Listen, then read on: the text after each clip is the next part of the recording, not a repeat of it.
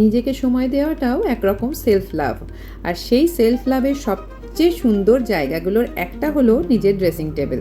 কত ছোট ছোট জিনিস, কত প্রিয় মেকআপ, স্কিন কেয়ার, অ্যাসেসরিজ সব মিলিয়ে যেন নিজেরই একটা ছোট্ট দুনিয়া। অনেক দিন ধরে এলোমেলো হয়েছিল সব কিছু, তাই আজ মন দিয়ে সব গুছিয়ে সাজিয়ে সুন্দর করে অর্গানাইজ করছি। এই গরমেও দেখো বাগানে কত ফুল ফুটছে। প্রতিদিনে বাগানের ফুলকে দুভাগে ভাগ করা হয়, এক ভাগ আমি দিয়ে পুজো করি আর এক ভাগ মা। কিন্তু কদিন আগে আমার সেজ কাকা গত হওয়ায় মা এখন অসচের মধ্যে আছেন, তাই মায়ের পুজো বন্ধ। তাই সব ফুল এখন আমার সিংহাসনের পুজোর থালিতে। আজ কয়েকটা মালা গাঁথলাম, যদিও মালা গাঁথতে গাঁথতেই দেখলাম ফুলগুলো একটু শুকিয়ে গেছে। শুভ সকাল বন্ধুরা, অপরাহ্নের সূর্যতে তোমাদের সকলকে স্বাগত। আশা করি তোমরা সবাই ভালো আছো, যে যেখানেই আছো। আমিও বেশ আছি। আজকের ব্লগে থাকছে আমার dressing table makeover, organisation tips আর নিজের জন্য একটু ভালোবাসার মুহূর্ত। দিনের শেষে আমরা সবাই চাই নিজের জন্য একটা সুন্দর সময়, তাই আজ ব্যস্ততার মাঝেও বের করে নিলাম একটু মি টাইম।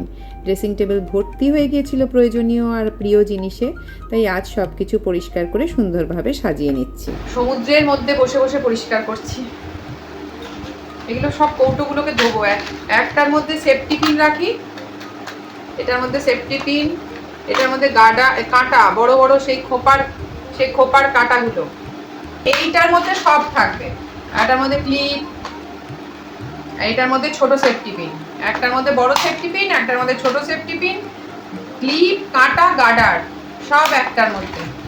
কি নোংরা হয়েছে দেখেছো? আবার এই টিপ খুলে খুলে রাখার বাতি আমাদের মনে সব একটা থাকে, তাড়াহুড়োতে টিপ খুলে খুলে রেখে দেওয়া।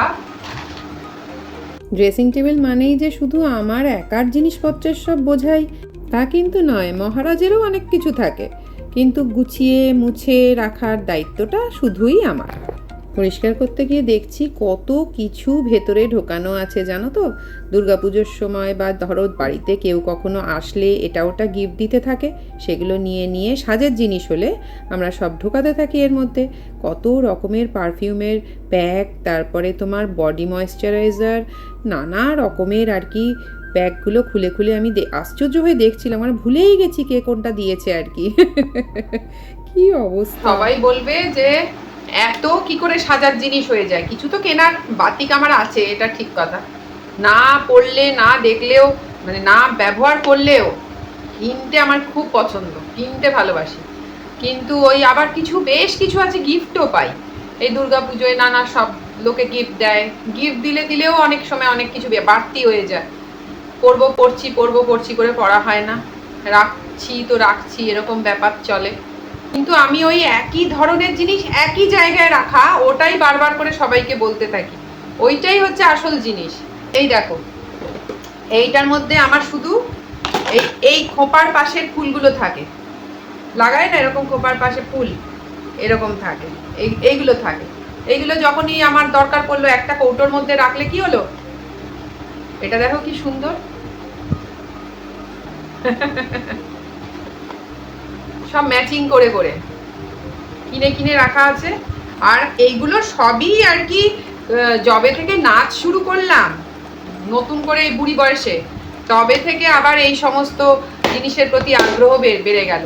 আগে আমার ড্রেসিং টেবিলের ওপরে শুধু লিপস্টিক, কাজল, টিপের পাতা, চিরুনি, ময়েশ্চারাইজার, এই চারটের বাইরে কিচ্ছু থাকতো না।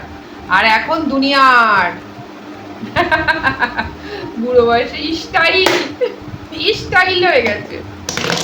আর নাচ করাতে আরো বেশি এটা ওটা লাগে, তো তখন কত মানুষের কাছে চেয়ে পড়বো। তারপরে দেখা গেল যে যেটা দরকার সেটা আমার বাড়ির কাছাকাছি কোনো দোকানে নেই, পাওয়া যায় না। তখন সেই শ্যামবাজার ছোট রে, বড় বাজার ছোট রে, নিউ মার্কেট ছোট রে, তার থেকে এই স্টকে করে রেখে দিয়েছি। দেখো, সব থেকে দামি জিনিস এটা আমার বিয়ের সিঁদুর কৌটো, সিঁদুরে মাখামাখি হয়ে আছে, এইভাবেই রেখে দিয়েছি। বিয়ের 1 বছর এই সিঁদুর কৌটোটা থেকে সিঁদুর পরেছিলাম। এটা সিঁদুর দানের সময়ের সিঁদুরটা, সে এইভাবেই রেখে দিয়েছি। সব থেকে মূল্যবান জিনিস আমার জীবনে। আজ 32 বছর হয়ে গেল, সাথে আছে, সারা জীবন রাখবো। কিছু জিনিস আছে দেখবে জীবন থেকে বার করে দেওয়ার মতো ইচ্ছা হয় না, মানে ফেলে দেওয়া, কাউকে দিয়ে দেওয়া, থাকুক না, বাড়ির এক কোনায় থাকুক না, অসুবিধা কি? এগুলো সব ফ্রি দেয় না, সেইগুলোও রেখে দিয়েছি। এগুলো কিসে কাজে লাগে বলো তো?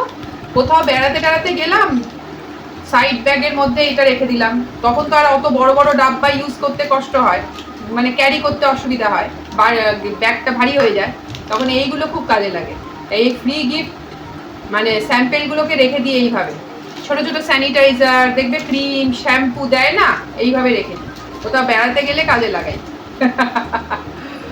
এই প্যাকেটটার মধ্যে সব ওই কাপড়ের গার্ডারগুলো রেখেছি, মানে কি বলতো, সব একটা জায়গায় অর্গানাইজ করা, মানে যখন যে কালারটা পরতে ইচ্ছা করবে, সেটা খোপার পেছনে হোক বা তোমার হাতে, অনেক সময় হাতে এখন পরা স্টাইল হয়েছে, নাচের জন্য কেনা, দু হাতের জন্য নাচে।